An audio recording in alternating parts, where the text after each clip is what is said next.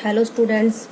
तो आज हम स्टार्ट करते हैं बेटा chapter 11 and name of this chapter is the work and energy. तो इस चैप्टर में हम आपको डिस्कस करेंगे, बताएंगे वर्क के बारे में और एनर्जी के बारे में।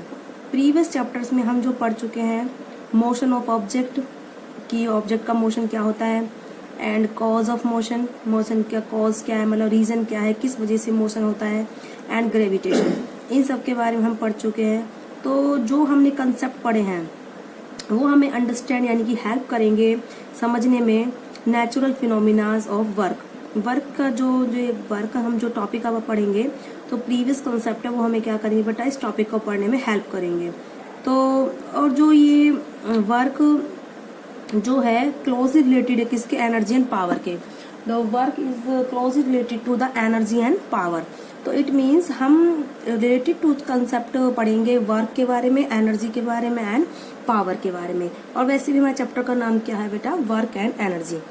तो जैसे कि हमारे जो ऑल जो लिविंग जो बींग्स हैं, जो तुम्हारे लिविंग बींग्स हैं, उन सबको फूड की जरूरत पड़ती है, नीड फूड। तो living beings have to perform some several activities to survive. तो जो हमारे जो लिविंग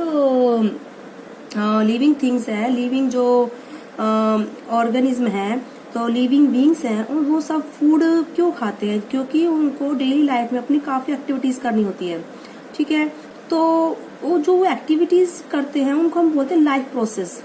जैसे कि खाना खाना, खाना बनाना, पेड़ से लकड़ियां तोड़ना, ये सब एक्टिविटीज होती है। तो हमें इन सबको एक्टिविटीज को करने के लिए हमें क्या चाहिए होती है, एनर्जी। और वो एनर्जी कहाँ से आती है, फूड से। कहाँ से आती है, फूड से।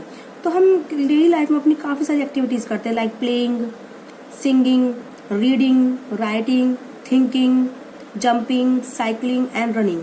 तो इन सब एक्टिविटीज को परफॉर्म करने के लिए हमें क्या रिक्वायरमेंट होती है, एनर्जी की रिक्वायरमेंट होती है। ठीक है, तो animals also engaged in these activities, क्योंकि एनिमल्स भी एक्टिविटी करते हैं, वो भी इस चीज में क्या एंगेज हैं। जैसे कि एनिमल्स क्या करते हैं, जंप करते हैं, रन करते हैं, वो आपस में फाइट करते हैं, मूव अवे फ्रॉम एनिमीज, अपने शत्रुओं से दूर रहते हैं। तो फूड फाइंड करते हैं, सेफ प्लेस पर रहने के लिए one place to another place क्या करते हैं, वो मूव करते हैं। तो इस टाइप की और आल्सो हम भी एनिमल्स को कुछ एक्टिविटी में इंगेज करते हैं। जैसे कि कैसे, हम वेट को लिफ्ट कराने में, जैसे हॉर्स को हम वेट लिफ्ट कराने में यूज करते हैं, एसिस को, गधों को, तो बुल, इन सब को हम यूज करते हैं बोझा ढोने के लिए, वेट को लिफ्ट कराने के लिए from one place to another place, carry load को कैरी कराने के लिए, कार्ट्स को पुल कराने के लिए, एंड प्लॉव फील्ड अपने खेतों की जुताई के लिए, और छकड़ा चलाने में means pull the cart and plough fields. ये सब एक्टिविटीज के लिए भी एनिमल्स को क्या रिक्वायरमेंट होती है, एनर्जी की।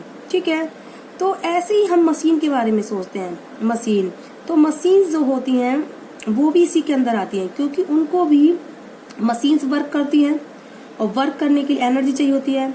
तो इसलिए हम इंजन यूज करते हैं मशीन्स में जो कि वर्क करें। तो इंजन में क्या चाहिए होता है, fuel, like petrol and diesel. क्या चाहिए होता है बेटा, पेट्रोल एंड डीजल, जिससे मशीन्स को क्या मिलती है, energy.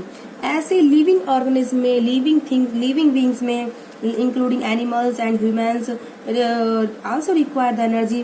That energy come from the food. कहाँ से आती है वो एनर्जी, फूड से। तो ये मैंने कंसेप्ट बताया बेटा एनर्जी के बारे में, कि लिविंग बींग्स को एनर्जी चाहिए होती है अपनी डेली लाइफ की एक्टिविटीज को करने के लिए, playing, singing, dancing and all these activities को करने के लिए। ऐसी एनिमल्स एक्टिविटीज करते हैं, running and to live in the safe place, they go from one place to another place. Also we use the animals in we include the animals in some activities like the ploughing field and lifting the weight, और load को move कराने में one place to another place. तो हम animals को क्या करते हैं बेटा, इन्वॉल्व करते हैं इन सब एक्टिविटीज में। तो जैसे भी लिविंग बींग्स को फूड की, एनर्जी की जरूरत पड़ती है, ऐसी एनिमल्स को पड़ती है। Similar machines also do the work. Machines भी आजकल काम करती है, उनको भी क्या रिक्वायरमेंट पड़ती है, फूड की। उनका फूड किस तरीके से होता है, इंजन में फ्यूल का, पेट्रोल का, डीजल का यूज होना, ये सब उनके क्या होते हैं, फूड होते हैं मशीन्स के। ठीक है, तो इनको आप लिख लीजिए पॉइंट्स बना के। नंबर फर्स्ट पॉइंट, ठीक है। तो फर्स्ट पॉइंट इज द तो your first point is the all living beings, ठीक है, नीड फूड। किसकी जरूरत पड़ती है बेटा? फूड की। Because living beings need to do activity to survive, ठीक है, क्योंकि लिविंग बींग्स को हैव टू डू या living beings have to perform several activities, several basic activities to survive.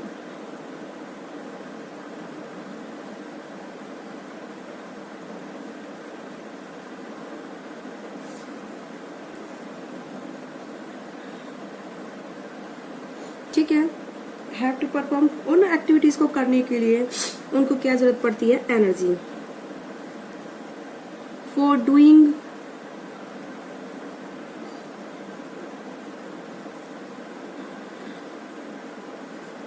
these activities, ठीक है, उन एक्टिविटीज को करने के लिए for doing these activities they require energy, ठीक है,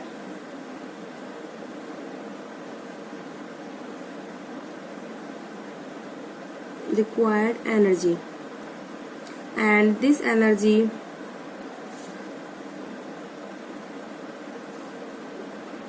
come from food। कहाँ से आती है एनर्जी बेटा? फूड से। सिमिलरली फॉर एनिमल्स, ठीक है, एनिमल्स आल्सो रिक्वायर्ड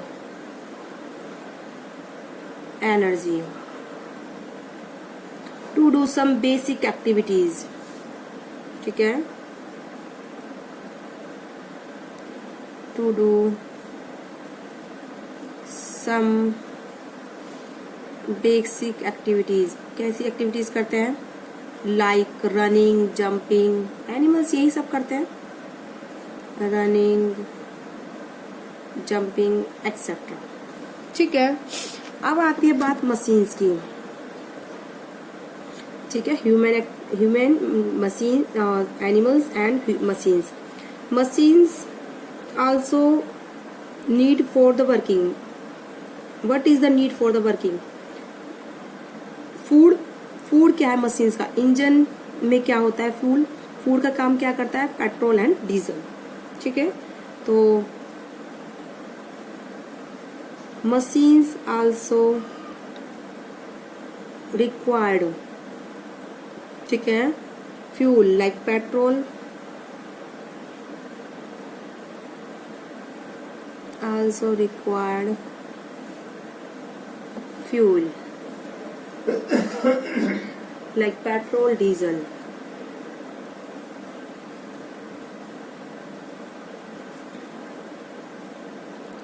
ठीक है, ये हो गया। तो इन सब के बारे में बताया हमने कि किस तरीके से एनर्जी की जरूरत पड़ती है। अब हम बात करके हम वर्क की, कि वर्क क्या होता है, व्हाट इज वर्क, ठीक है। तो वर्क को डे टू डे लाइफ में और साइंस में यूज करने में डिफरेंस है, ठीक है, कि हम डे लाइफ में किस तरीके अपनी डेली की लाइफ में वर्क को हम किस तरह एक्सप्लेन करते हैं और साइंस में हम किस तरह से वर्क को लेते हैं यूज में, ठीक है। तो इस पॉइंट को क्लियर करने के लिए मैं आपको कुछ एग्जांपल्स दूंगी कि किस तरीके से हम वर्क को एक्सप्लेन करेंगे साइंस में, ठीक है। तो बेटा देखो,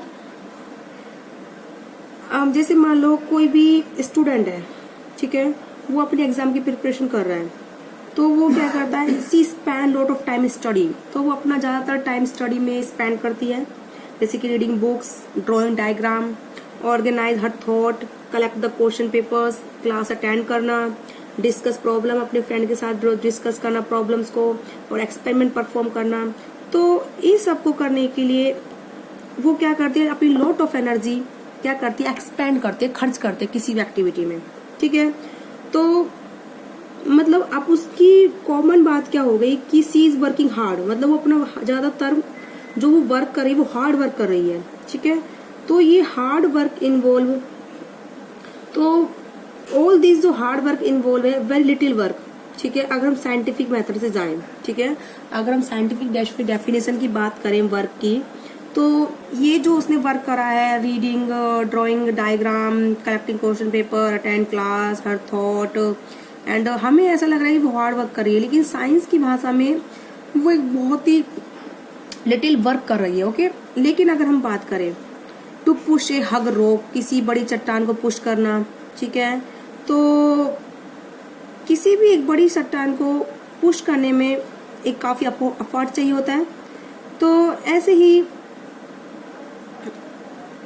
अब जैसे अगर हम बात करें किसी रोक को पुश करना, अब हमने रोक को पुश करा है, ठीक है, लेकिन क्या रोक अपने प्लेस से क्या डिस्प्लेस हो जाएगी? वो मतलब रोक अपने जिस पोजीशन पर वो है चट्टान, पुल करने से क्या वो डिस्प्लेस हो जाएगी?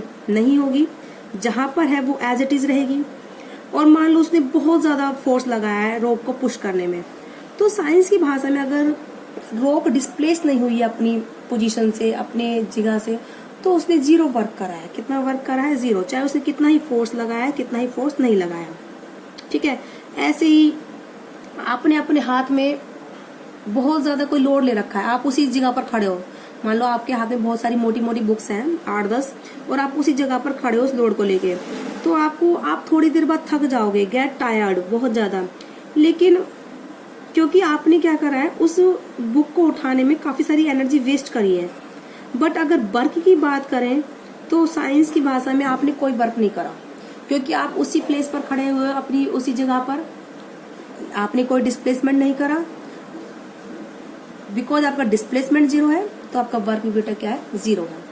लेकिन अगर आपकी एनर्जी की बात करें, उस बुक को उठाने में आपकी काफी एनर्जी खर्च हुई है, आपको थोड़ी देर बाद थकान महसूस होगी। तो डेली लाइफ का जो वर्क है और अगर जो साइंस के लिए हम जो वर्क यूज करते हैं, ये दोनों ही टर्म बेटा कैसी हैं? डिफरेंट है। तो आई होप आपको समझ में आया होगा कि what is the difference of the work in the daily life and in the term of science. तो आप चाहे कितना ही फोर्स लगा रहे हो किसी चट्टान को पुश करने में, वो चट्टान अपनी जगह से डिस्प्लेस नहीं हुई है, तो आपने वर्क जीरो करा है, लेकिन आपकी एनर्जी बहुत ज्यादा खर्च हुई इस प्रोसेस में। ऐसे अगर आप अपनी बुक हाथ में लेके खड़े हो बहुत सारी, और काफी देर से आप उसी प्लेस पर हो, तो आपने साइंस की लैंग्वेज में कोई वर्क नहीं करा, बिकॉज आपका डिस्प्लेसमेंट जीरो है। और चाहे इस प्रोसेस के लिए आपकी लॉट ऑफ एनर्जी क्या हुई है? वेस्ट हुई है। तो आज की वीडियो में बेटा इतना ही। I hope